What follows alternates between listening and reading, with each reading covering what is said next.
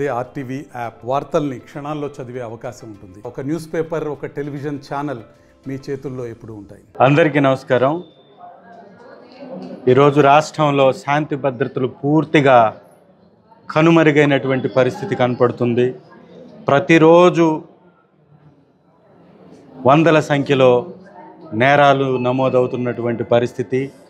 ఏదో ఒక మూలన ఒక అత్యాచారం పేరుతోటి విపరీతంగా నేరస్తులు విచ్చలవిడితనాన్ని చూపిస్తున్నటువంటి పరిస్థితి కనపడుతుంది. దీని అంతటికి కారణం కూటమి ప్రభుత్వం యొక్క ఫెయిల్యూర్.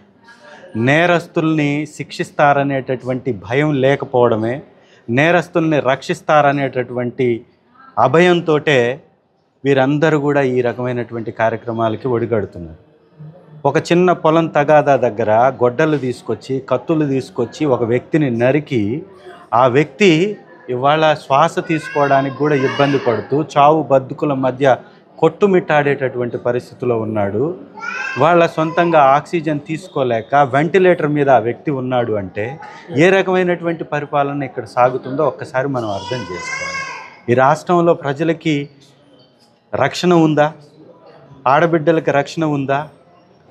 ఒక తప్పు జరిగినటువంటి వ్యక్తిని శిక్షిస్తాడనేటటువంటి భయం ఉందా అంటే నిజంగా లేదు అనేది మాత్రం స్పష్టంగా కనపడుతుంది. వందల కేసులు రోజుకి నమోదవటం.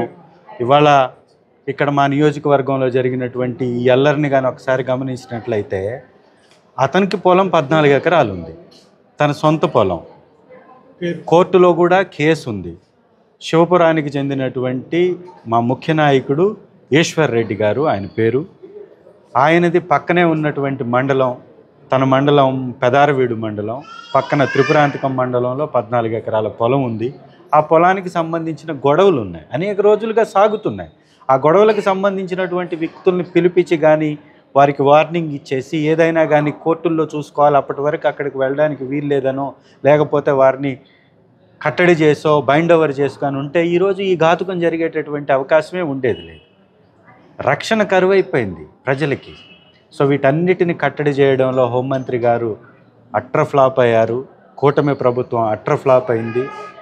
డిప్యూటీ చీఫ్ మినిస్టర్ గారు కూడా ఒక మాట అన్నారు మొన్న, ఈ రాష్ట్రంలో ఉన్నటువంటి ప్రతి మహిళకి మేము రక్షణ కల్పించలేము, మీ కుటుంబమే చూసుకోవాలన్నారు. అంటే దాని అర్థం ఏంటంటే మేమేమీ చేయలేము, మేము చేతగానటువంటి ప్రభుత్వం మాది, ఈ గొడవలు ఇవన్నీ కానీ అయితే ఆ తర్వాత మీరు రాండి బతుకుంటే అనే విధంగా వారి మాటలే ఈ నేరస్తులకి భయం లేకుండా పోతున్నటువంటి పరిస్థితుల్లో వారి నేరాలకి ఇంకా ఒడిగడుతూ ఉన్నారు. కాబట్టి ఇట్లాంటి పద్ధతిని మార్చుకోవాలి. కూటమి ప్రజల యొక్క రక్షణ కోసం తగినటువంటి చర్యలు తీసుకొని వీటన్నిటిని ఇమీడియట్గా ఆపేసేటటువంటి ప్రయత్నం చేయాలని మీ ద్వారా మనం చేసుకుంటాం.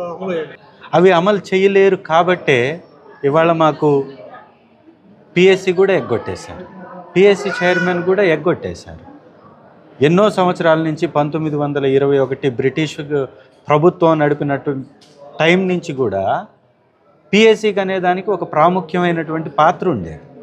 ఇవాళ ఆ పిఎస్సి చైర్మన్ని స్వతంత్ర భారత చరిత్రలో స్వతంత్రం వచ్చిన తర్వాత ప్రతిపక్షాలకు ఇవ్వడం అనేది సాంప్రదాయకంగా, అది ఒక పద్ధతిగా, ప్రజాస్వామ్యాన్ని గౌరవించే విధంగా సాగుతున్నటువంటి ఆ వ్యవహారాన్ని కూడా మార్చివేసి వారి తప్పుల్ని ఎండగడతామనేటటువంటి ఉద్దేశంతో, భయంతో పిఎస్సి చైర్మన్గా పెద్దిరెడ్డి గారిని, పియూసి మెంబర్గా నన్ను, మా సభ్యులు పిఎస్సి మెంబర్గా వేసినటువంటి సభ్యుల్ని అందరిని కూడా ఎవరిని కూడా గెలవకుండా చేశారు.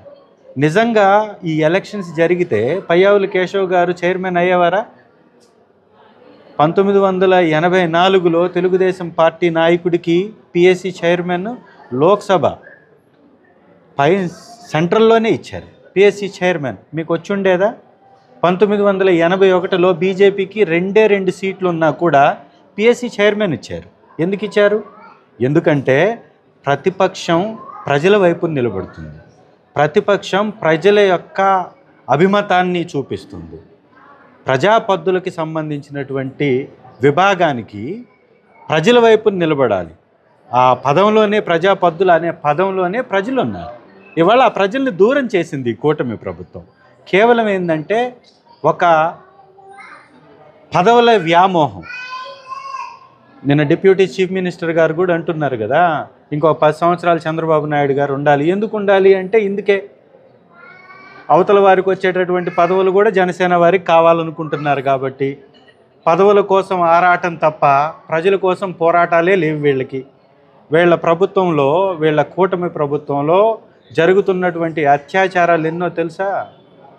అరగంటకు ఒక అత్యాచారం, రోజుకి 2 అత్యాచారాలు, రోజుకి 48 అత్యాచారాలు, దాదాపుగా 7,393 అత్యాచారాలు, దాడులు మహిళల మీద జరిగాయి. ఏవైనా కానీ మహిళల మీద జరిగినటువంటి కేసులన్నీ కానీ వారు అసెంబ్లీ సాక్షిగా ఇచ్చినటువంటి ఆన్సర్ అది.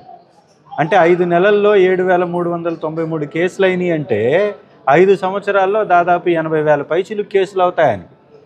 అంటే వీళ్ళు ఒక రికార్డు కొట్టాలనుకుంటున్నారు. ఈ అరాచకాల మీద కానీ, ఈ అత్యాచారాల మీద కానీ ఒక రికార్డు కొట్టాలనే ఆలోచనతో ఉన్నట్టుగా కనపడుతుంది తప్ప ప్రజల్ని, పేదల్ని, మహిళల్ని రక్షించేటటువంటి ఆలోచన వీరికి లేదు. మరిన్ని వీడియోస్ కోసం ఛానల్ ని సబ్స్క్రైబ్ చేయండి. లేటెస్ట్ అప్డేట్స్ కోసం వాట్సాప్ ఛానల్ ని ఫాలో అవ్వండి. అండ్ లింక్ డిస్క్రిప్షన్ లో ఉంది.